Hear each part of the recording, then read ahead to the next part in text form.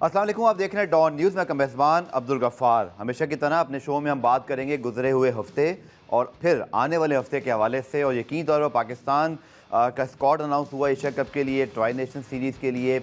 अब पाकिस्तान क्रिकेट के लिए आने वाला एक हफ्ते के बाद 29 अगस्त से चूँकि ट्राई नेशन सीरीज़ शुरू हो रहा है, तो पूरी कौम की नज़रें इस ट्राई नेशन सीरीज़ पर भी हैं कि पाकिस्तान टीम कैसा परफॉर्म करती है और फिर एशिया कप के लिए पाकिस्तान का क्या बिल्डअप होता है। भारत ने भी अपनी टीम अनाउंस की है, अफगानिस्तान का स्क्वाड भी अनाउंस हुआ है, उसके ऊपर भी हम तफसीली बात करेंगे क्योंकि भारत से भी पाकिस्तान का मुकाबला होगा। भारत की हुकूमत ने भी ऑफिशियली इस बात का ऐलान कर दिया है कि एशिया कप हो या फिर कोई मल्टीनेशनल टूर्नामेंट, पाकिस्तान और भारत के मुकाबले होंगे, बट ना भारत पाकिस्तान जाएगा ना पाकिस्तान भारत जाएगा। तो ये चीज़ भी एकदम क्लियर हो गई है और भारतीय मीडिया या बहुत सारे उनके क्रिकेटर जो शोर मचा रहे थे उसके बरक्स उनकी हुकूमत ने कल ऑफिशियली इस चीज़ का ऐलान भी कर दिया। इस प्रोग्राम में आज हम तफसीली बात करेंगे पाकिस्तान के स्क्वाड के हवाले से और फिर हम बात करेंगे आगे चलकर एशिया कप के हवाले से भी। मुझे ज्वाइन कर रहे हैं पाकिस्तान के former test cricketer Tauseef Ahmed साहब, रुकन सर्विस सिलेक्शन कमेटी भी रहे हैं, साथ साथ साबिक पाकिस्तान के इस वक्त जो है वो most senior sport journalist Shahid Hashmi साहब भी हमें ज्वाइन कर रहे हैं। शायद भी जो इस वक्त सूरत हाल बनी है एशिया कप के स्क्वाड के हवाले से, बाबर रिजवान नहीं है, इसी तरह सेंटर कॉन्ट्रैक्ट की डी कैटेगरी में कोई ए प्लेयर नहीं है, आपका कप्तान डी कैटेगरी में है, हसन अली जो जिनकी अभी तक जगह कंफर्म नहीं है वो बी कैटेगरी में आ जाते हैं। आपकी शायद भाई ओवरऑल इस पूरे मामले पर क्या राय है? देखिए, कुछ बेकायदगियाँ यकीनन हुई है सेंट्रल कॉन्ट्रैक्ट में और उनको रिव्यू कर लेना अच्छे क्रिकेट बोर्ड की, अच्छी मैनेजमेंट की निशानदेही होती है कि उसको एक दफा रिव्यू कर लें। बल्कि जब अनाउंस कर रहे थे उससे पहले रिव्यू कर लेते। जाहिर है ऑलरेडी डिले हुआ है सेंट्रल कॉन्ट्रैक्ट का अनाउंसमेंट, तो इसको रिव्यू करके प्रॉपरली करते हैं। और जब सेंट्रल कॉन्ट्रैक्ट अनाउंस करते हैं तो प्लेयरों के हिसाब से बता दिया करें कि इसकी ये कारकर्दगी है, इसलिए ये बी में है, इसलिए इसकी ये कारकर्दगी इसलिए डी में है। शान मसूद बोलता नहीं, शान मसूद ने 2 सेंचुरियां बनाई लेकिन टेस्ट टीम जीत नहीं सकी इसलिए वो डी में है। शान मसूद के साथ डिसरिस्पेक्ट तो पिछली दफा भी हुई थी, उसको सी दिया था, साथ ही साथ लिखा था कि सब्जेक्ट टू हिज कैप्टेंसी, अगर वो कप्तान रहेगा तो रहेगी वरना उसकी सी कैटेगरी भी छीन ली जाएगी। तो ये बेकायदगियां हैं। और जहां तक बाबर आजम और रिजवान का एशिया कप की टीम में ना होना है, ये that was on the card. आज से नहीं, वो दिसंबर 2024 से पाकिस्तान की T20 टीम का हिस्सा नहीं है। अब पाकिस्तान देख रहा है कि हम मूव ऑन करें, बाबर आजम से और रिजवान से आगे जाएं, दूसरे प्लेयरों को, नए प्लेयरों को चांस दें। पहली दफा गोरा कोच आया है, उसने वनडे 3 वनडे में देखा कि किस तरह खेल रहे हैं। वही डॉट बॉल्स 64 बॉलें खेली पहले वनडे में, 47 रन बनाने में उसमें 42 डॉट बॉल्स खेली। रिजवान ने 31 डॉट बॉल्स खेली। तो वो डॉट बॉल्स का सिलसिला चलता रहा। हालांकि उसने यकीनन एक कंसिडरेशन देनी थी कि क्या मैं इनको T20 में वापस लाऊं या ना लाऊं, लेकिन वनडे की परफॉर्मेंस देखने के बाद उसने यकीनन अपना मूड बना लिया कि नहीं, ये अभी मेरी प्लानिंग का हिस्सा नहीं है। शाहिद भाई, आपसे अगर मैं पूछूं, बाबर रिजवान डॉट्स बॉल के साथ साथ, लेकिन एक होता है एक्सपीरियंस, एक होता है कि आपके पास बैकअप्स क्या हैं, आपके पास क्या जो है वो नतीजा आगे आ सकता है, या हमने थोड़ा ताख़ीर से फैसला किया है, या आप समझते हैं कि जो हमारे प्लेयर्स हैं, यानी कि खुशदिल शाह की परफॉर्मेंस आप देख लें, खुद सलमान अली आगा की परफॉर्मेंस T20 के अंदर वनडे और टेस्ट में इतनी बुरी नहीं है। सो फैंस ये समझते हैं कि ठीक है वो दोनों अगर डॉट बॉल ज़्यादा खेल रहे थे या स्ट्राइक रेट का इशू था, लेकिन क्या ये टीम जो हमने सिलेक्ट की है, शायद भाई आपकी राय क्या है? क्या ये ऐसी टीम है जो भारत को हरा सके एशिया कप में? श्रीलंका, बांग्लादेश या अफगानिस्तान से ट्राई सीरीज, क्योंकि बैटिंग पर सवालिया निशान बरकरार है, बॉलिंग तो हमारी फिर भी कदरे बेहतर है। बिल्कुल, ये बात दुरुस्त है कि बॉलिंग हमारी बिल्कुल ठीक है।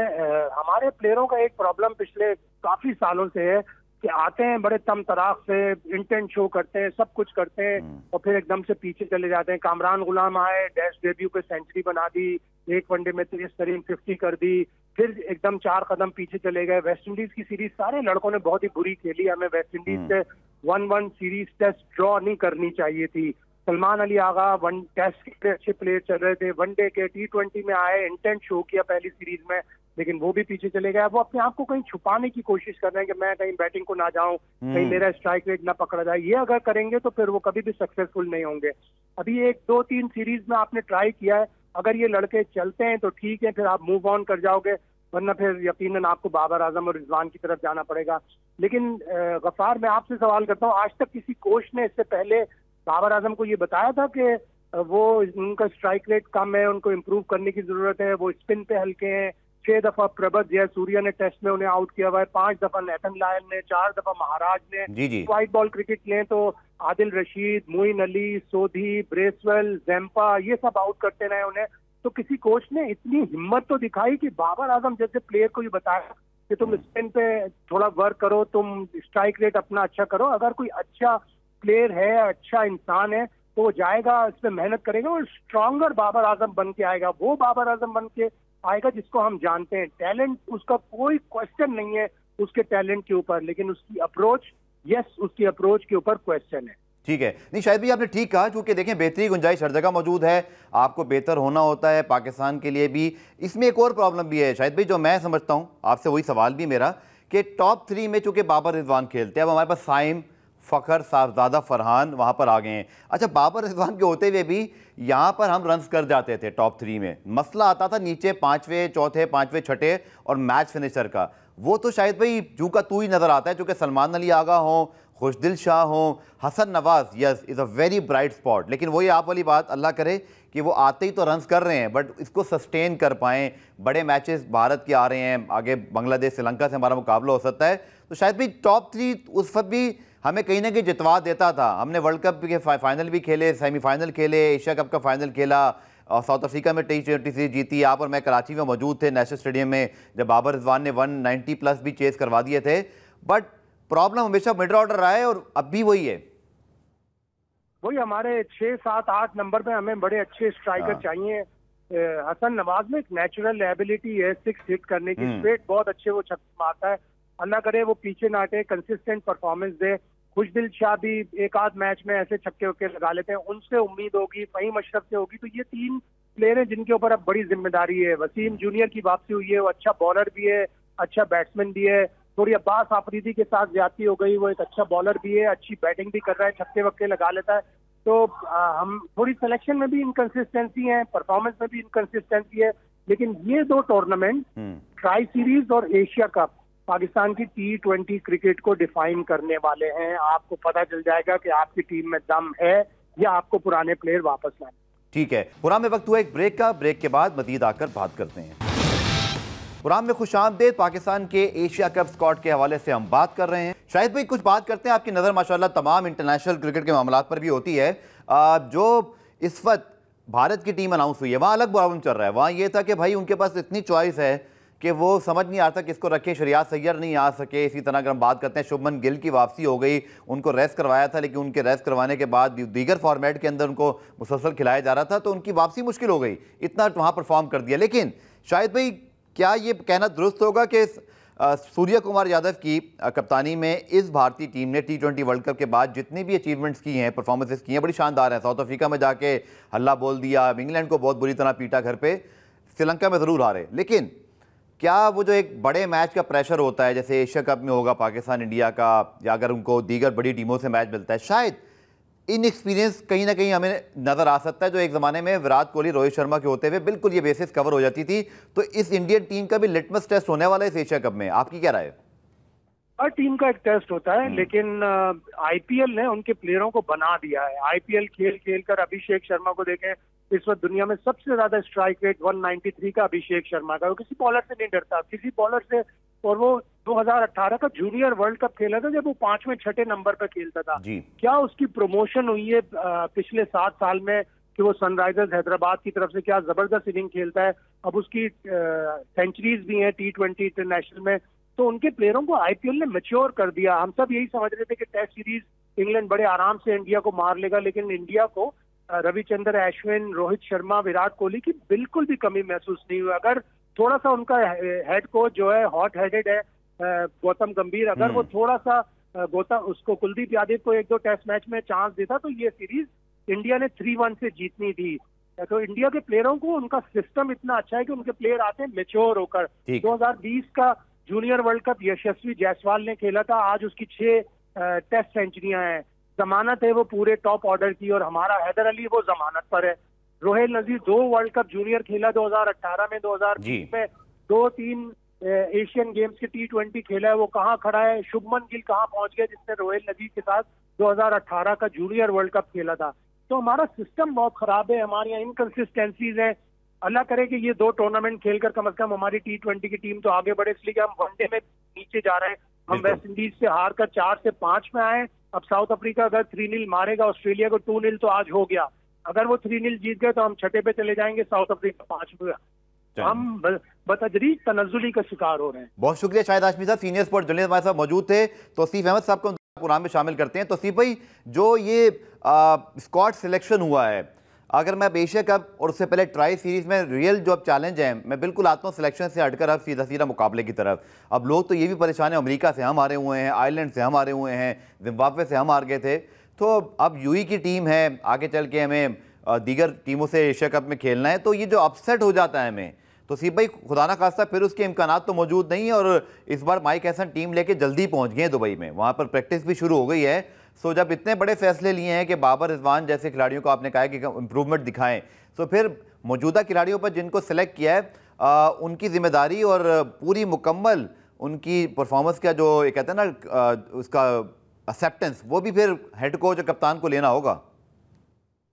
सर जल्दी पहुंचने का तो ठीक है, अच्छी बात है, प्रैक्टिस के लिए पहुंच जाता है आदमी।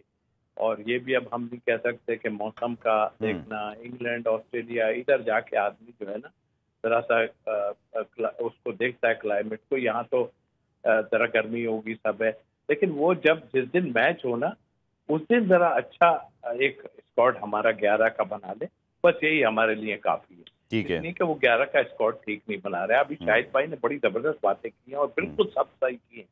देखिए उसमें एक चीज सबसे ज्यादा कि इंडिया की जो बात की, वो क्रिकेट को संभालने में लगे रहे, उनकी टीमें बनती गई, हम बिगाड़ने में लगे रहे और अब तक बिगाड़ रहे हैं हम बैठ के यहाँ पर। तो मेरा ख्याल है कि हम बिगाड़ने पे ज्यादा हमारा जोर था, जिसका नतीजा आपके सामने आया। आप स्क्वाड भी बना रहे हैं, उस पर भी किलकिल हो रही है। मुझे तो स्क्वाड पे इतना नहीं हो रहा, लोग बातें कर रहे हैं, सिर्फ 2 आदमियों पे बातें कर रहे हैं, तो यार ये तो कोई बात नहीं भाई, उनको चांस दे दो। हम तो पहले से कह रहे हैं, हमने नहीं दिए, चलो किसी ने नहीं दिए। आप जो फर्स्ट क्लास के प्लेयर हैं, जो साहबजादा फरहान कितना देखिए, वो जो कोई बात अभी बीच में हो रही थी, उसमें कह रहे थे कि आप ही कह रहे थे कि रन्स तो बन रहे थे। बात यह है कि रन्स जरूर बन रहे थे, चाहे वो आप रिजवान और बाबर की बात कर रहे हैं कि इस फॉर्मेट पे बन जरूर रहे थे, लेकिन बनते थे वो 11-12 ओवर खेल जाते थे, उसके बाद एवरेज इतना चला जाता था कि वो आने वालों को कोई बिल्कुल प्रॉब्लम होती है मिडिल ऑर्डर में। अब आप ऊपर से अगर रन बनेंगे, अब इनकी जिम्मेदारी है, ये जो नए लड़के खेल रहे हैं जिसमें आप ज्यादा जबरदस्त बैटिंग कर रहे हैं, मैं तो कह रहा हूँ हारिस को 3 नंबर लेके आ जाएं, आप साइम को ले आए, इनको ऊपर नीचे कर लें।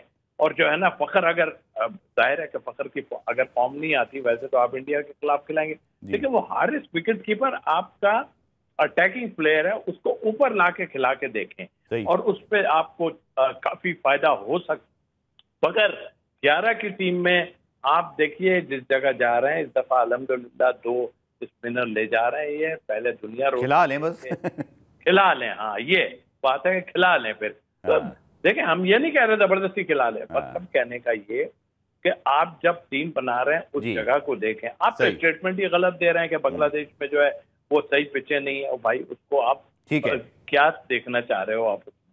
ओके, पाकिस्तान के फॉर्मर टेस्ट क्रिकेटर रुकन सिलेक्शन कमेटी तौसीफ हमारे साथ मौजूद थे। बहुत शुक्रिया तौसीफ भाई आपकी एक्सपर्ट ओपिनियन का। पुराने वक्त हुआ एक ब्रेक का, ब्रेक के बाद मजीद आकर बात करते हैं। बाबर रिजवान के हवाले से जब हम बात करते हैं तो पाकिस्तान के former test cricketer Tanveer Ahmed साहब वो बहुत वोकल हैं। वो वाहिद इस वक्त शायद एक क्रिकेटर हैं जो खुलकर उनकी हिमायत कर रहे हैं। बाकी गो के ड्रॉप होने के बाद बहुत सारे क्रिकेटर्स ने इस हवाले से बात की कि बाबर को आपको ड्रॉप नहीं करना चाहिए था। तनवीर अहमद साहब को प्रोग्राम में खुशामदीद कहते हैं। तनवीर, वो फैसला हो गया जो कि हमें दिखाई दे रहा था, यानी कि बाबर रिजवान को नहीं खिलाया जा रहा था और आखिर में वेस्ट इंडीज़ की शिकस्त के बाद और शायद उनकी परफॉर्मेंस भी दोनों की इतनी अच्छी नहीं थी, हमने बड़ा फैसला ले लिया है। क्या बाबर रिजवान के बगैर ये टीम ट्राई नेशन सीरीज़ में अफगानिस्तान यूई को बिल्कुल आउट क्लास कर सकती है? क्या हम एशिया कप जीत सकते हैं? क्या आपको लगता है कि ये जो मौजूदा T20 टीम है ये बाबर रिजवान के बगैर बड़े नताइज हासिल कर सकेगी? देखिए, सबसे पहली बात ये है कि एशिया कप अगर आप इंडिया पाकिस्तान के मैच की बात करेंगे ना, तो मैं तो सीधी बात बोलूंगा कि ये बहुत बड़ा अपसेट होगा अगर पाकिस्तान इंडिया को हराता है, क्योंकि इंडिया की टीम के आगे पाकिस्तान की टीम का कोई मुकाबला नहीं है। ऑन पेपर कोई मुकाबला नहीं है। हमारी टीम बहुत यंग है, बहुत अच्छी बात है अगर हम जीते, बहुत खुशी होगी कि इंडिया की टीम जो है वो पाकिस्तान को हराती है अगर, लेकिन वो मेरी नजर में अपसेट होगा। दूसरी चीज ये है कि अगर हम ट्राई नेशन की बात करते हैं तो उसमें कहीं ना कहीं शायद हमारे पास एक चांस है कि अगर हम अफगानिस्तान को हरा देते हैं, क्योंकि यूएई की टीम तो मेरे हिसाब से वीक तो बहुत है, लेकिन हमारा मसला ये है कि हम वीक टीम से और ज्यादा वीक खेलते हैं। वो हमारे ऊपर अमेरिका से आ रहे हैं हम। मैं यही तो कह रहा हूँ ना, वो हमारे ऊपर चढ़ जाते हैं, हम वीक टीम से और वीक खेलते हैं। तो कहीं शायद ट्राई नेशन सीरीज हम जीत जाएं, लेकिन आप अफगानिस्तान की टीम को वीक ना समझें। यूएई में मैचेस हैं, वो उनको बहुत आइडिया है, स्पिनर्स बहुत अच्छे हैं उनके। अब उनकी जो बैटिंग लाइनअप है आपके सामने है। ये जो चैंपियन ट्रॉफी हमारी पाकिस्तान में हुई, जिस तरीके से उन्होंने इंग्लैंड के अगेंस्ट क्रिकेट खेली, मैच जिस तरीके से जीते वो चैंपियन ट्रॉफी में, वो सबके सामने है कि उनकी बैटिंग कहाँ से कहाँ अब चली गई है। दूसरी बात, आप बाबर आजम की बात कर रहे हैं, मेरे ख्याल में दुनिया की हिस्ट्री में सबसे बड़ा जोक हुआ है ये मेरी नजर में, कि बाबर आजम को आपने एशिया कप से बाहर किया। ठीक है, मतलब मैं दुनिया के जितने बड़े क्रिकेटर्स भी हैं ना, ठीक है ना, उनसे मैं अगर ये पूछूं ना कि यार आपकी टीम में जो भी बड़ा नाम है, बड़ा प्लेयर है, अगर वो आउट ऑफ फॉर्म होता है तो उसके साथ कैसा बिहेव किया जाता है? क्या उसको टीम से बाहर किया जाता है? कभी भी नहीं। क्या उसको ये बोला जाता है कि जी आपका स्ट्राइक रेट अच्छा नहीं है, आप स्पिनर पे अच्छे नहीं है? मतलब यानी हैरानगी की बात है, माइक एसन कह रहा है जी स्पिन पे अच्छा नहीं है, तो भाई वो 4,500 रन और दुनिया के रोहित शर्मा के बाद सेकंड नंबर पे कितने ज्यादा रन T20 में, सेंचुरियां 3 हुई, 38 उसके 50, तो क्या मतलब वो क्या सीमेंट पे उसने रन किए? क्या स्पिनर्स पे उसको खेलना नहीं आता? आपको भी पता है, मैं कितनी दफा बोल चुका हूँ, ये स्ट्राइक रेट का मसला नहीं है, ठीक है ना, ये मसले मसाइल और है, ठीक है, जिसकी वजह से इनको टीम से बाहर किया गया।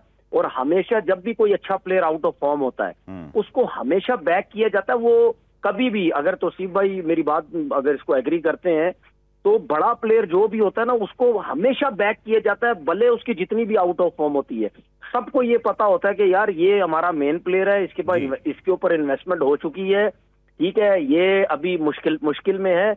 मुझे ये बताएं कि आप बाबर, क्या हमारी टीम में वो 6-7 प्लेयर वो हैं जिनके 6-6, 7-7 दफा कमबैक हो चुके हैं, उनके ऊपर तो कोई नहीं बात करता। बाबर आजम 7-8 सालों में एक दफा आउट ऑफ फॉर्म हुआ, उसके पीछे सारे यूट्यूबर्स पड़ गए, उसके पीछे एजेंडा वाले क्रिकेटर्स पड़ गए कि जी इसको बाहर करो, इसको बाहर करो। क्यों? क्योंकि बाबर बर्दाश्त नहीं है, किसी को पैसा कमा रहा है, कमर्शियल में आ रहा है, वो लिफ्ट नहीं कराता कुछ मीडिया चैनल वालों को।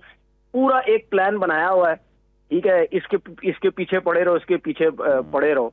तो भाई हमने जितनी क्रिकेट खेली, हमने जो सीखा, एक चीज और बताता हूँ, हम जब डिपार्टमेंट क्रिकेट खेलते थे या फर्स्ट क्लास क्रिकेट खेलते थे, जी, मुझे तो याद है कि भाई जो भी हमारा बड़ा प्लेयर होता था, अच्छा प्लेयर होता था, वो कभी भी सीजन में बाहर नहीं होता था। चाहे वो 2 सीजन में कुछ ना करे, चाहे वो 3 सीजन में कुछ ना करे, चाहे वो 4 सीजन में कुछ ना करे, उसको खिलाया जाता था, उसको बैक किया जाता था कि नहीं यार अच्छा प्लेयर है, बहुत अरसे से रन कर रहा, आउट ऑफ फॉर्म है, लेकिन जूनियर के साथ इसका कोई मुकाबला नहीं। हमारा क्या मसला है, जूनियर सारे लेके आ गए, सीनियर जो आउट ऑफ फॉर्म कर दिया। भाई ऐसा नहीं होता है, सीनियर के साथ आपकी टीम बनती है, उसको बैक करो, ठीक है, अगर उसमें कोई गलतियां हैं, कोई चीजें बेहतर करने वाली हैं, आप उस पे काम करें ना, आप ऐसा थोड़ी है कि उठा के बिल्कुल। मेरा आपसे एक सवाल है, और मैंने भी तौसीफ भाई से बात की थी, शायद आशमी साहब वो हमारे साथ मौजूद नहीं है दोनों, लेकिन उनसे मेरा सवाल ये मौजूद था कि जो रिप्लेसमेंट हमारे पास हैं, यानी कि अगर हम देखें स्ट्राइक रेट का difference, Fakhar Zaman definitely game changer हैं, उनकी बहुत ज़रूरत है, लेकिन 132 का स्ट्राइक रेट है। बाबर आजम 129 पे खेल रहे हैं, साइम अयूब तकरीबन 135 है। इसके साथ साथ अगर हम देखें सलमान अली आगा 112-15 पे कहीं खड़े हुए हैं, खुशदिल शाह 110 पे खड़े हुए हैं। सो बात तो तब मज़ेदार होती है ना कि अगर हमारे पास 150 वाले सारे प्लेयर मौजूद होते हैं और हम उनको चांस ना दे रहे होते, तो कोई इस मतलब मुझे कम से कम समझा दें कि क्या बाबर रिजवान चूँकि टॉप 3 में खेलते थे इसलिए उनका स्ट्राइक रेट बहुत अच्छा होना ज़रूरी था, या नीचे जो प्लेयर्स हैं अगर उनका स्ट्राइक रेट नहीं भी ठीक है तो वो टीम के लिए सही है, मतलब वो सही खेलते हैं? भाई इस टाइम आपकी टीम के अंदर सबसे ज्यादा जो तेज खेलने वाला है सीनियर लड़कों में फ़खर जमान है। जी ठीक है, ठीक है। उसके बाद आपके जो चीफ सिलेक्टर साहब है आकिब जावेद साहब, कहते हैं कि व्हाइट बॉल क्रिकेट का काफी अरसे से मतलब वो बहुत अच्छा परफॉर्म कर रहा है। भाई उसकी परफॉर्मेंस तो देख लें, वो इंजर्ड है मैचेस में क्या बहुत अरसे से, ठीक है इंजर्ड, ठीक है, स्ट्राइक रेट देख लें, या तो आप 170 वाले 180 वाले को कप्तान भी बनाए, आपका कप्तान 113-15 के स्ट्राइक रेट पे खेल रहा है, उसकी है स्ट्राइक रेट, या आप जो रीजन बाबर और रिजवान को देख रहे हैं ना, तो फिर उनके सामने जो स्ट्राइक रेट वाला प्लेयर आप एज ओपनर खिलाए ना, तो वो जमीन आसमान का फर्क होना चाहिए। सही। ये तो बेवकूफों वाली बातें कर रहे हैं ना यार। कोई भी दुनिया का बड़ा कोच मुझे ये कह देना कि हर मैच में हर ओपनर जो है वो 170 100 स्ट्राइक रेट से खेलेगा, मैं वो जो बोलेगा वो मानूंगा। ये तो सिर्फ एक बहाना बनाया गया यार, ऐसा कभी नहीं हो सकता। कहाँ गया था स्ट्राइक रेट? जो बांग्लादेश में खेले थे किधर गया था स्ट्राइक रेट? ठीक है, 100 पे टीम आउट हो रही है, 110 पे टीम आउट हो रही है, 133 रन आपसे बन नहीं रहे।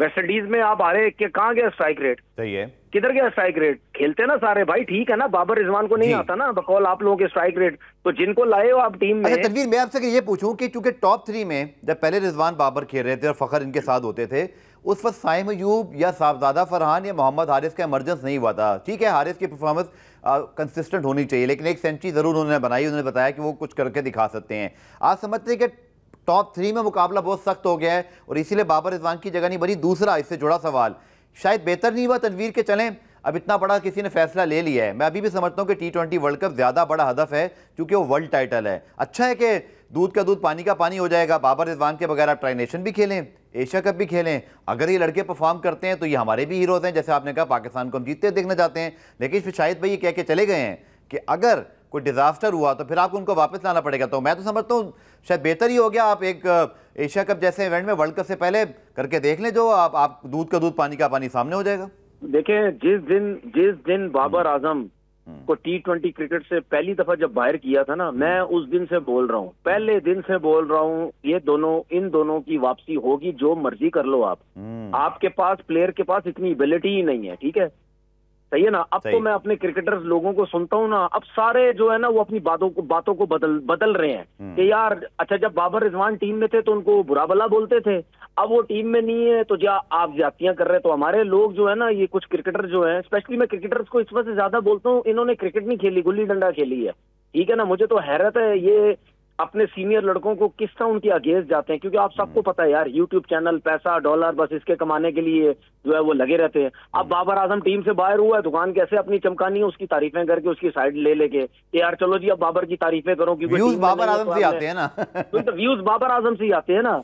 तो बात सीधी ये है कि भाई चलो एशिया कप में आपने उसको नहीं डाला, ट्राई नेशन में नहीं डाला, ठीक है, आपको पता चल जाएगा। या तो आप इतने बड़े प्लेयर हैं सारे, इतना कुछ है, तो फिर ऐसी परफॉर्मेंस दें कि आपके सिलेक्टर सोचने मजबूर हो जाए। नहीं, एशिया कप की तो मैं बात ही नहीं कर रहा हूँ, वो तो आप पहले इंडिया को तो हराएं, फिर बाद में एशिया कप की बात करें, ठीक है। अगर आपकी थोड़ी बहुत परफॉर्मेंस भी इतनी अच्छी हो जाए एज अ ओपनर, ठीक है, कि Saim Ayub extraordinary performance दे दे, साहबजादा फरहान दे दे, फखर जमान दे दे, तो उसके बाद तो बंदा सोचे कि चले यार ठीक है, इतनी अच्छी परफॉर्मेंस अब तो लगता है बाबर आजम की और रिजवान की जो जगह नहीं बनती। लेकिन बात यह है कि जिन दो प्लेयरों की, रिजवान और बाबर, जिन्होंने इतने अरसे से, एक ने 3,500 रन किए, एक ने 4,500 रन किए, इतनी बड़ी बड़ी पार्टनरशिप लगाई T20 में, और ये दोनों वाहिद प्लेयर हैं जिन्होंने इंडिया को 152 पे जीरो आउट 152 रन चेज किया, ठीक है। इतनी बड़े रन, इतनी बड़ी पार्टनरशिप इन्होंने लगाई, तो आप कैसे कह सकते हैं इनको स्पिन पे नहीं खेलना आता, ठीक है। माइक एसन की अपनी परफॉर्मेंस क्या है, उसकी अपनी अचीवमेंट क्या है, वो न्यूजीलैंड से एक इवेंट जितवा नहीं सका, 4-5 साल रहा, उसके बाद आरसीबी से IPL में आरसीबी का वो 3-4 साल कोच रहा, टीम बिल्कुल थर्ड क्लास वर्स्ट होती रही। वो जैसे ही हटा उन्होंने ग्रांड फ्लावर को ले लिया, वो जैसी पहला साल आया उनकी टीम आरसीबी फाइनल जीत गई। तो भाई इसकी अपनी अचीवमेंट क्या, वो खुद अपने सर्वाइवर के लिए आया हुआ है कि चलो यार मुझे कहीं ना कहीं इंटरनेशनल टीम मिल गई है, तो उसको तो जो बोलते रहे वो सब कुछ करता रहेगा। प्रोग्राम में वक्त हुआ एक ब्रेक का, ब्रेक के बाद मजीद आकर बात करते हैं। प्रोग्राम में खुश आमदेद, गुफ्तगू के सिलसिले को आगे बढ़ाते हैं। आपने ये भी ट्वीट किया था तनवीर के अगर ऐसा कुछ हो रहा है तो आपने रिटायरमेंट की कुछ बात की। मुझे कुछ ये समझ में आया उस ट्वीट का, आपका जो लबे लबाब है, कि अगर रिस्पेक्ट नहीं मिल रही तो क्या आप T20 से रिटायरमेंट की बात कर रहे थे या आप ओवरऑल बात कर रहे हैं? दूसरा ये कि माजी में हमने देखा मोहम्मद यूसुफ हैं, मुझे याद है इंतमामुल हक से एक वर्ल्ड कप में 6 मैचेस में 19 रन बने थे, लेकिन बहरहाल फिर उन्होंने कमबैक कर लिया था। हमने माजी में पाकिस्तान क्रिकेट में ऐसी मिसाल नहीं देखी कि कोई सीनियर प्लेयर इस तरह ड्रॉप हो जाए।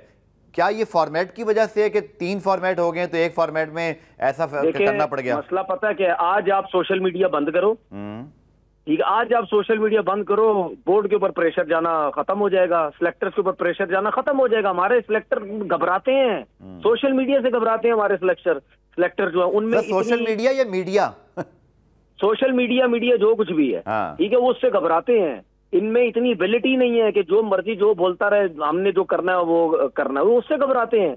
अब मुझे एक बात बताओ कि सेंट्रल कॉन्ट्रैक्ट इन्होंने अनाउंस किए, ए कैटेगरी खा गए। वो भाई आप इतने बड़े चैंपियन बनते हैं सारे, आपने पूरी दुनिया को मैसेज दे दिया कि हमारी क्रिकेट में सिस्टम बिल्कुल थर्ड क्लास है, हमारे पास टैलेंट ही नहीं है। ठीक है, मतलब ऐसे प्लेयर ही नहीं है कि बाबर रिजवान को अगर बी कैटेगरी में लेके आए और हम ए कैटेगरी में लेके जाए। आपको ए कैटेगरी खत्म करनी ही नहीं चाहिए थी। उसकी रीजन ये थी, तनवीर भाई किसको रखते हैं फिर उसमें ए कैटेगरी में, चूंकि बाबर रिजवान तो ड्रॉप हुए हैं, तो बोर्ड किस तरह रखता है? सिंपल बाबर रिजवान आपके टोटल ए कैटेगरी में आते हैं यार। उसकी रीजन ये है कि दुनिया क्रिकेट में कभी ऐसा नहीं होता भाई जिनकी परफॉर्मेंस, अब मेरी बात याद रखिएगा हमेशा, जी, जो प्लेयर दुनिया के जो प्लेयर, मैं क्रिकेट के अलावा भी दुनिया के जितने स्पोर्ट्स हैं उन सब की बात कर रहा हूँ, जी, ठीक है, वो हमेशा उस टाइम खेलते रहते हैं क्योंकि उनकी परफॉर्मेंसेज होती हैं, ठीक है, उनका नाम बड़ा होता है, वो जिसकी वजह से वो जब तक रिटायर नहीं होते अपनी इंटरनेशनल टीम से खेलते रहते हैं। उसके बाद जब सेंट्रल कॉन्ट्रैक्ट दुनिया में किसी भी गेम में दिया जाता है, हमेशा अपने बड़े प्लेयर को सबसे ऊपर रखा जाता है, ठीक है। अब मुझे एक बात बताएं, कितने प्लेयर ऐसे हैं दुनिया के जो आखिरी अपने 3-4 साल जो होते वो उस लेवल की उनकी परफॉर्मेंसेस नहीं रहती, लेकिन उनको रिस्पेक्ट के तौर पर टॉप पे दिया जाता है उनको कॉन्ट्रैक्ट कि यार इनकी पास में बहुत परफॉर्मेंसेस हैं, हम कैसे इनको एकदम से नीचे कर सकते हैं। और भाई ये तो हमारा यार सिंपल सी चीज है यार गफार, जहाँ पे आपका सिस्टम ही ऐसा है जहाँ चीजें बेहतर ही नहीं हो सकती, ठीक है, आपके ऊपर के लोग आके बार बार बदल जाते हैं, तो आपका सिस्टम कैसे ठीक हो सकता है? हम सिर्फ अपने प्लेयर्स के ऊपर उंगलियां उठाते हैं, जो एम्प्लॉयज हैं उनके ऊपर बात ही नहीं करते, क्योंकि वो ये समझते हैं, हमारे लोग क्रिकेट चलाने वाले ये समझते हैं कि नहीं जी ये क्रिकेट टीम जो अगर हार रही है ना वो इसी प्लेयरों की वजह से हार रही है। भाई प्लेयरों की वजह से नहीं हार रही, आपका पूरा ऊपर से लेकर नीचे का सिस्टम गलत है, जिसकी वजह से आपके प्लेयर्स जो हैं वो क्या कहते हैं उसको, उनकी परफॉर्मेंस भी अच्छी नहीं होती, जब टीम हारती है तो आप उनके पीछे पड़ जाते हैं। जाते जाते तनवीर साहब, अब ट्राई नेशन सीरीज में यूएई भी है, अफगानिस्तान तो खतरनाक टीम है, चूंकि मैचेस भी शारजा में हो रहे हैं तो वो तो उनके पास स्पिनर्स की ज़बरदस्त किस्म की एक लाइन मौजूद है।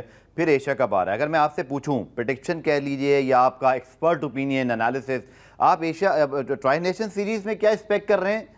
क्या हम बहुत स्मूथ सेलिंग होगी, मज़े से टूर्नामेंट जीत जाएंगे, और फिर एशिया कप में पाकिस्तान टीम आपको फाइनल जीतती हुई नजर आती है या फाइनल में पहुंचती हुई नजर आती है?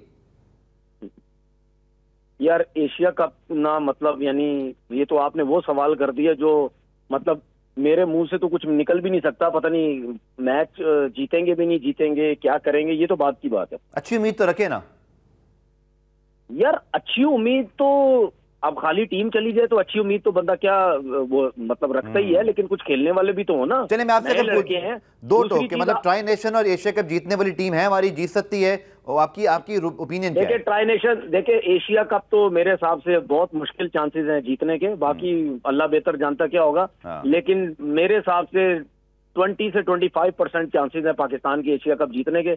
दूसरा 50-50 मैं ये कह सकता हूँ, 50% मैं अफगानिस्तान को देता हूँ और 50% पाकिस्तान को देता हूँ ट्राई नेशन का। अफगानिस्तान से बड़ा टफ होगा। दूसरा आपने इससे पहले एक बात बोली उसकी रिटायरमेंट की, मैंने वो मैसेज इस वजह से किया था, वो T20 की बात की थी, वो इस वजह से किया था कि भाई अगर आप इतने अच्छे प्लेयर, इतने बड़े नाम को अगर आप उसके साथ ये करेंगे तो भाई वो कुछ भी कर सकता है, वो कुछ भी कर सकता है, रिटायरमेंट भी दे सकता है, कुछ भी कर सकता है। तो ये जो रिटायरमेंट की मैंने बात की थी, तो भाई अगर बाबर आजम ने रिटायरमेंट दी तो ये आपकी पाकिस्तान क्रिकेट को एक और झटका लग जाएगा, ये आपकी क्रिकेट डैमेज होगी। उसकी वजह ये है कि पूरी दुनिया में आप बेइज्जत होंगे कि यार एक बंदे के ये स्टैट्स हैं, एक बंदे की ये T20 में परफॉर्मेंस है एज अ ओपनर, और वो कुछ टाइम के लिए 2-2.5 साल के लिए आउट ऑफ फॉर्म हुआ, तो आप उसके साथ ये कर रहे हैं। भाई दुनिया के जितने बड़े सुपरस्टार हैं वो आउट ऑफ फॉर्म होते हैं, 2-2-2.5 साल आउट ऑफ फॉर्म होते हैं। उनका क्रिकेट बोर्ड जो है, उनके जो क्रिकेटर्स हैं वो सपोर्ट करते हैं। वो क्यों सपोर्ट करते हैं पता है? क्योंकि उनका यूट्यूब चैनल नहीं है, उनको डॉलर की जरूरत नहीं। हमारे तो भूखे हैं सारे, वो तो डॉलर कमाने के लिए क्रिकेटर्स हो गए, दूसरे हो गए, वो धज्जियां उड़ाते हैं अपने प्लेयरों के लिए। चलिए बहुत बहुत शुक्रिया तनवीर अहमद, पाकिस्तान के फॉर्मर टेस्ट क्रिकेटर हमारे साथ मौजूद थे। उम्मीद करते हैं पाकिस्तान टीम की परफॉर्मेंस, लेकिन जो हालिया परफॉर्मेंस थी उसके बाद डाउट है। जाते जाते आपको एक न्यूज़ दे रहे थे, जनाब पेशावर ज़ल्मी और यूनाइटेड नेशन वुमेन के दरमियान MOU साइन हुआ है। पेशावर ज़ल्मी वाइस फ्रेंचाइज है जिसका अक़वाम मुत्तहिदा के साथ इल्हाक है ज़ल्मी फाउंडेशन के जरिए, और इस MOU साइनिंग के बाद पेशावर ज़ल्मी और UN वुमेन ना सिर्फ क्रिकेट, फुटबॉल, स्पोर्ट्स बल्कि जो स्किल डेवलपमेंट है, मुलाजमत के मौके हैं और बहुत सारी और चीज़ों के ऊपर मिलकर काम करेंगे। और इस MOU के बाद हमें इस साल इन दोनों जो पेशावर ज़ल्मी फाउंडेशन और यूनाइटेड नेशन वुमेन की एक्टिविटीज़ दिखाई देंगी। इस हवाले से इंशाल्लाह आने वाले प्रोग्रामों में बात करेंगे। प्रोग्राम रिप्ले आज के लिए इतना ही। नेक्स्ट प्रोग्राम में आपसे मुलाकात होगी, तब तक के लिए अल्लाह हाफ़िज़।